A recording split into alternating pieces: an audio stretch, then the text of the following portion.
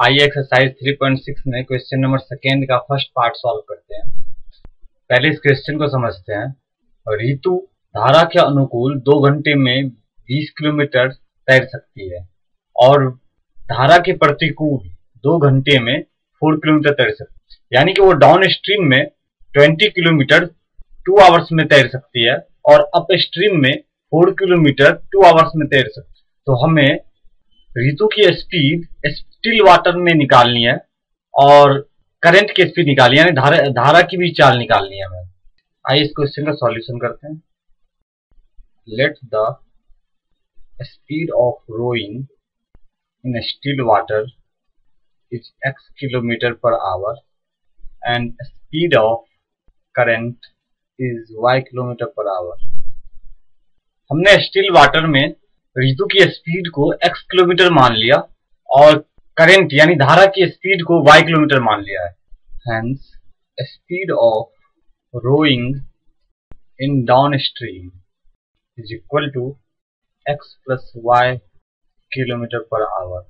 Down stream में speed of rowing होगी x plus y kilometre per hour, क्योंकि downstream में एक तो ऋतु की स्पीड होगी x किलोमीटर और उसके बाद ऋतु के साथ साथ धारा की स्पीड भी ऋतु पर काम करेगी, तो x plus y kilometre per hour Ritu की स्पीड हो जाएगी डाउन स्ट्रीम में।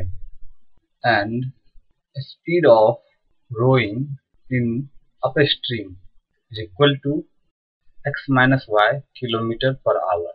और ऋतु की रोइंग की स्पीड जो अप स्ट्रीम में होगी वो होगी x minus y kilometre per hour, क्योंकि स्टिल वाटर में ऋतु की speed x kilometre per our है और जब ऋतु अपस्ट्रीम में रोइंग करेगी तो धारा का जो स्पीड होगा वो ऋतु को अपोज करेगा, इसलिए धारा की स्पीड हम ऋतु की स्पीड से निकाल देंगे तो ऋतु की रोइंग की स्पीड होगी वो अपस्ट्रीम में। From question speed is equal to distance upon time. In downstream condition speed is equal to distance 20 kilometre upon time 2 hour is equal to 10 kilometre per hour. Question में दिया हुआ है कि ऋतु 20 kilometre 2 our में रो करती है down stream में, तो हम जानते हैं कि फॉर्मूला होता है speed is equal to distance upon time.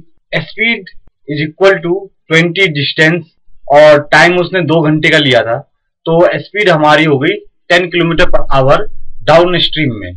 और हमने अभी निकाला है ऋतु की स्पीड डाउन स्ट्रीम में थी x plus y is equal to 10 kilometre per hour.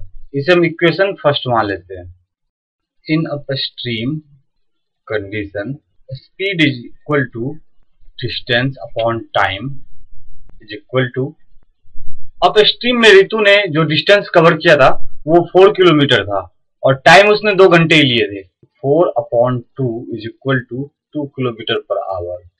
Upstream में ऋतु की रोइंग की स्पीड 2 किलोमीटर पर आवर है और क्वेश्चन में हमने अप स्ट्रीम में ऋतु की स्पीड निकाला था x minus y kilometre per hour, इसलिए x minus y is equal to 2 kilometre per hour. इसे हम इक्वेशन सेकेंड मान लेते हैं।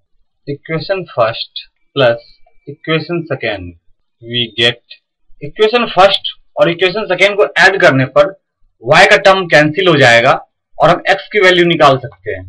x plus y is equal to 10, x minus y is equal to 2। इन दोनों इक्वेशन को ऐड करने पर प्लस वाई और माइनस वाई कैंसिल हो जाएंगे। x plus x 2x is equal to 10 plus 2 12।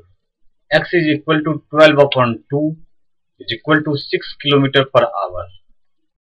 Put this value of x in equation first we get, equation first जो था x plus y is equal to 10 था, इसमें x is equal to 6 put करने पे 6 plus y is equal to 10, y is equal to 10 minus 6, y is equal to 4 kilometre per hour. Therefore x is equal to speed of rowing in still water